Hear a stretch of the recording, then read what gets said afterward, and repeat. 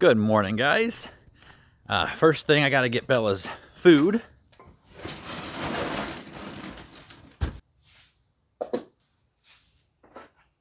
So as you notice, I'm putting her food and water outside, and that's because Bella is spending all day outside, unless we leave for the day, until we have the invisible fence that goes around the property, which should be hopefully by this coming week. Just still am a little bit nervous that she will jump the lower fence on the other side. Gonna do that, Bella? Huh? You gonna jump that fence? Probably not. So last night she was out until we went to bed about 10 o'clock. And then when we get up in the morning and take Noah to school, then she gets out. This week, I hope to move the kennel out of the garage and around the side of the house so that at night even she's going to be outside, which is where she really wants to be. She does not want to be brought in at night, and she cannot wait to get out in the morning. She has started barking a little bit, mainly at Scar up on the roof.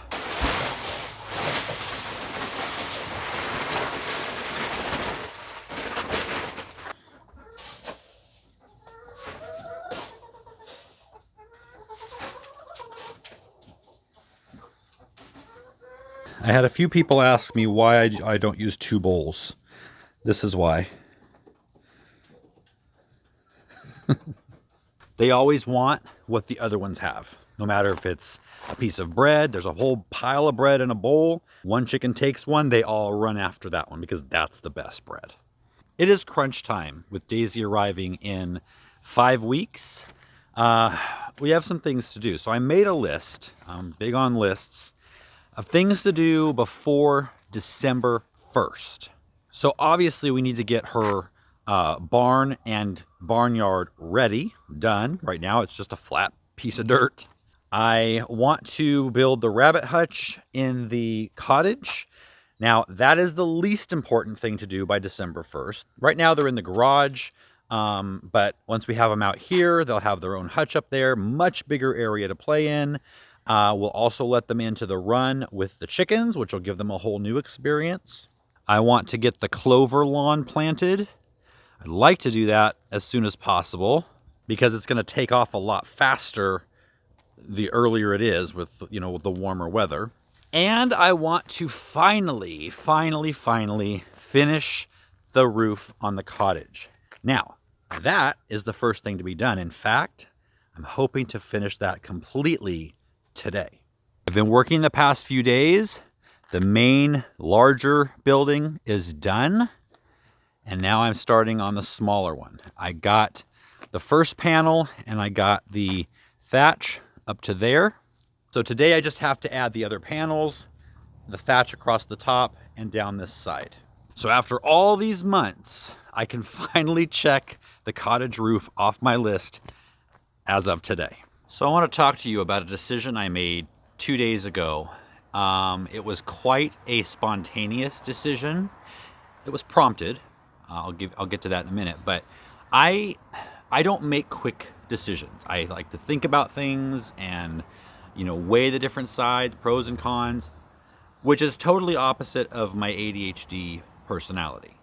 However, I used to be that way. I used to make those knee-jerk decisions, but I got burned quite a few times, and so I learned not to do that. So the other day I was out working on the cottage, and somebody came up to the gate and said they were looking for work and gave me a list of things that he did.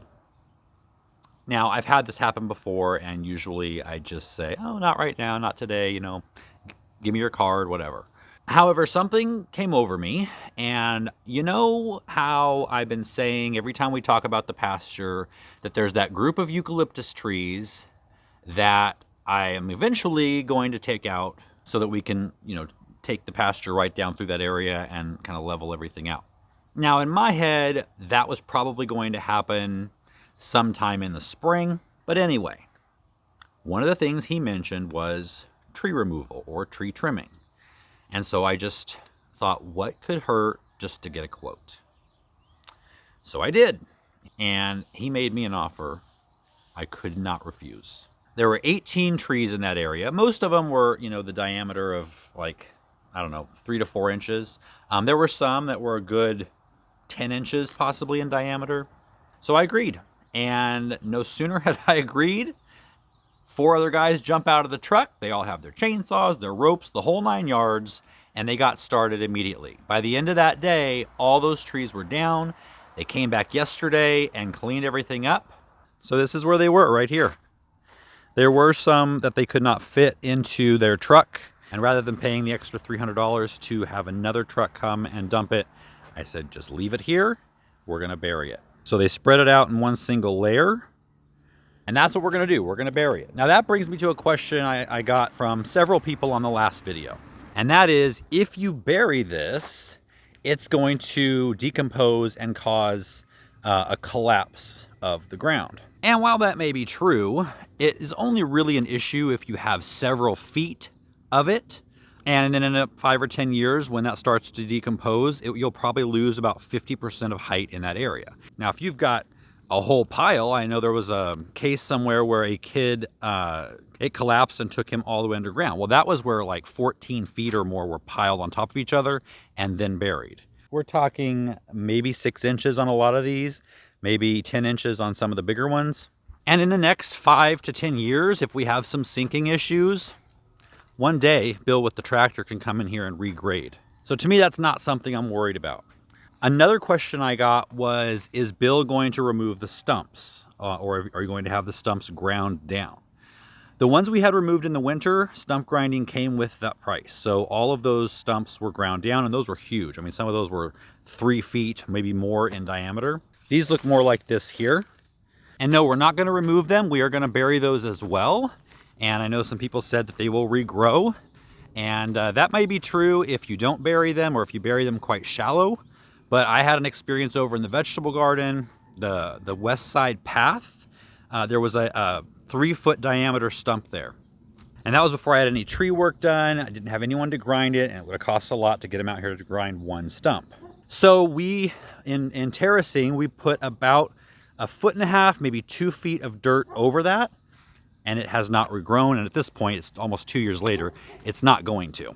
These stumps are going to be buried more like 2 to 3 feet deep, so I'm not worried at all. So anyway, I was worried the entire 2 days that I made a bad decision, you know. Hello.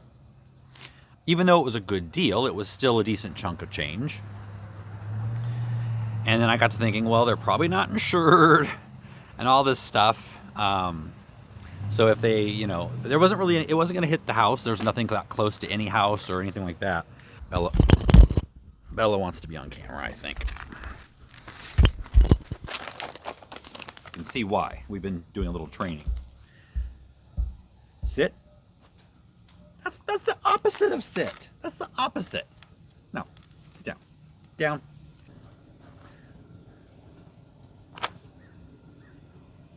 That's not sitting. Nope, that's not sitting. Good girl. It's delayed. So, but I figured there wasn't anything that they were going to hurt if a tree fell the wrong way. It could have hit the chain link fence on the other side, but I was willing to risk it. But of course, the entire time I'm thinking, oh my gosh, I don't make these quick decisions, so something's going to go wrong. And he did raise the price a couple of times. He did not include hauling it away in that original deal that was too good to refuse. And then he said he needed another truck, so that was going to be another $300. But all in all, I still think I got a good deal. It's nice to have them gone because now as we get the dirt, we can just fill in and keep going. So in the end, I'm happy with the decision. So part of that list of things to get done by December 1st is, of course, Daisy and Bella's barn. Now, as I showed you before, this is the general size and shape where this branch and these pipes are. 10 by 20. Now, by this time, you should all know my process for building things like the cottage, like this patio cover up here. And that is to draw out what I want on paper and then just start building. And I thought I had my drawing in my back pocket, but I don't, so let me go get it. That would be so much more productive if I didn't have to deal with this ADHD stuff. I'm constantly looking for where I left something. It's quite the problem. I literally just had it. I had a list of things to talk to you guys about on the back of it, and then the drawing was on the other side. I'm retracing my steps. I put it in my back pocket. That's where I had it. Okay, I just found it, I think. At least this time I can't blame it on my brain. It's down there in the pasture. Obviously fell out of my pocket. So at least in this one instance, I'm not completely crazy. So these are my quick sketches for the barn. This is the side view. This is gonna be corrugated metal right here. This is the front view. Now this little, whatever you call these on top, I'm not gonna worry about getting that done by December 1st. That's just a decorative piece that can be added. And then this is the back view. Again, the roof is gonna be corrugated metal as well as the side walls and the back wall. So that should give us plenty of space inside for Daisy to relax, get in the shade during the day, Bella too. And then when it comes to milking time, it'll have room for our stanchion in there so we can milk right here in the barn. I don't know what the true definition of barn is, but it sounds better than just saying shelter. So right now I'm calling it the barn. Another question I get whenever I talk about the future pond right here. People ask if I'm going to be having professionals come in and do it. I would love to contact Greg Woodstock, the pond guy. He and his team do amazing work, and I would love to have him maybe for the tropical garden pond or the Japanese garden, which is still a few years away. This pond, however, is going to be a very simple pond, and it's a pond that will probably evolve over time. This first year, it's just going to be a low depression in the ground to let all of the winter rains fill up. That way I'll be able to see kind of the lay of the land if I need to change anything. And then for the following year, I will probably put in a liner, a pond liner. I've done 3 ponds with a pond liner, each one progressively bigger. However, this one, it's going to be much bigger than the last one. Hey, can you say hi to our friends? Say hi to our friends. Hello. So it will be big. It will take a lot of liner. I'm not going to be putting any rock around the edges, at least like Greg and his team do on the ponds that they design. I actually want the grass, like the sod, to come down into the pond. So that will be an experiment that might take a little bit to get right. I want it to look and feel like a natural pasture pond. All right, I got to get to work. It's already getting warm. It's been like almost 90 the past few days. Today is mid 80s. Tomorrow's the last day of those temperatures, and then it's going to go down into the mid to low 70s for the foreseeable future. And right now, it's time to finish the cottage roof. Have you ever seen so many butterflies and bees?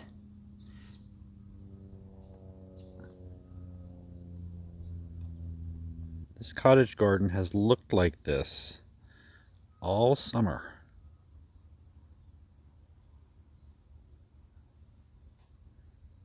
I love that. All right, I have gotten a little more than halfway done with this last roof section.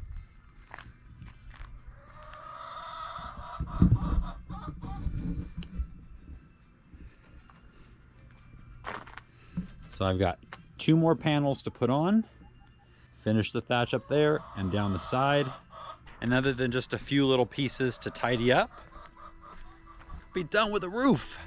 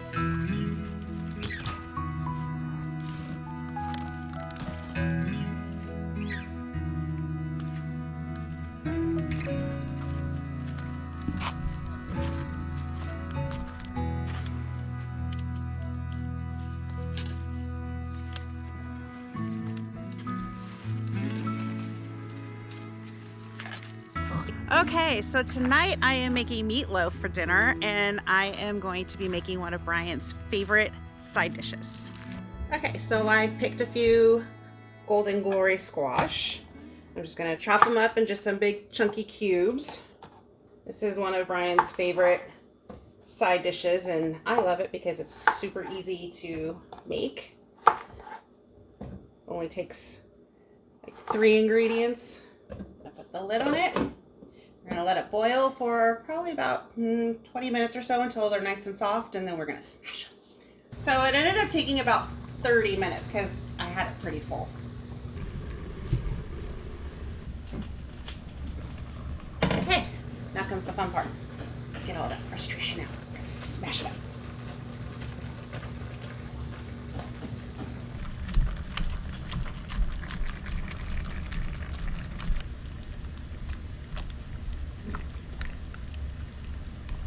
Best part.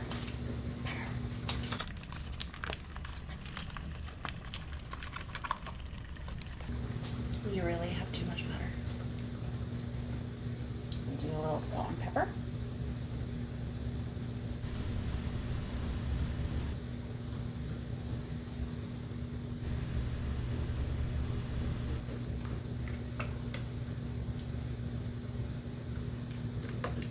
Done.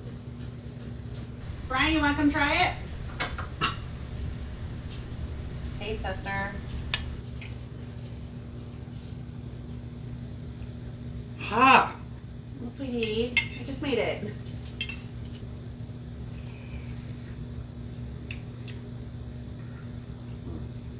Perfect amount of butter. A little more salt maybe, but it's almost perfect. And he's picky. Good. I'll take this. All right. Super easy. Enjoy. It's the next day. That was a great dinner last night. I'm gonna have to have Emily make the meatloaf for you sometime. While we're on that subject, I just want to say how proud I am of Emily. Everything you saw in that last segment, she filmed herself. So I'm thinking that's probably better than my original videos looked. Bella, come here. Oh, oh, we got the zoomies. We got the zoomies.